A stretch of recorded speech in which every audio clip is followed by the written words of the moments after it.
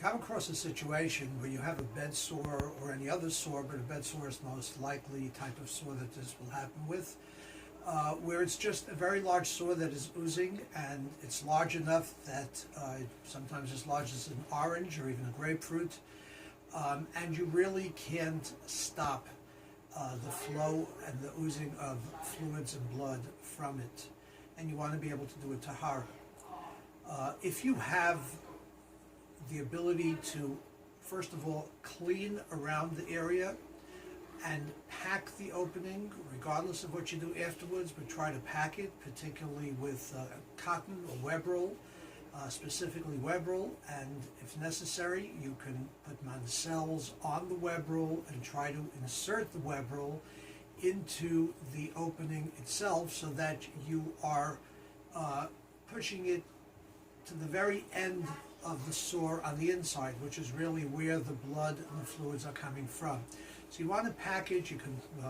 roll it so that it's round and insert it with the mancels on it so that you enclose the entire inside with web roll. However, you certainly are not going to be able to dress the body in that condition because it will ooze and dirty the tachrichim very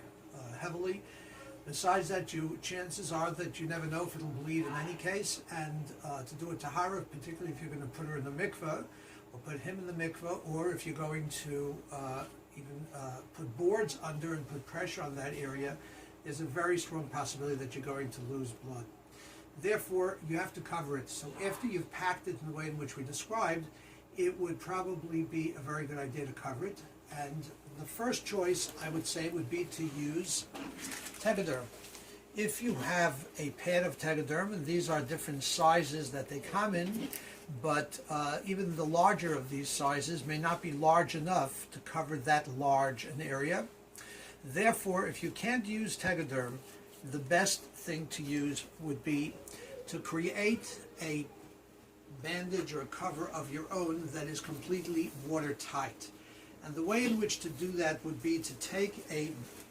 blue pad like this, open it,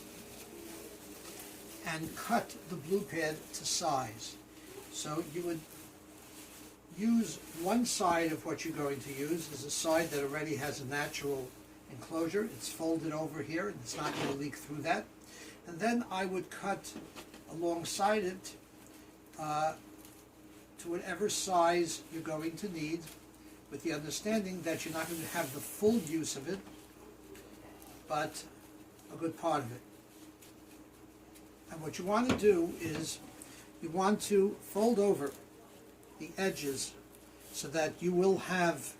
you will make it so that if there is any fluids in here, it will be contained within the plastic and will not leak through. And once you do that, you can then take a small piece of tape in each corner so that it's not going to fold back. You make a fold on this side as well. Do the same thing on these corners, this side as well, so that you now have an area this large that can go over the actual bed sore itself. Here is a finished type of bandage of this kind. I would dry and clean the area around the bed sore so that when you place this on top, the bed sore itself will be on the inside of this, but these, the bandage itself, the edges of the bandage will be on normal skin that is dry. And I would then take pieces of tape, the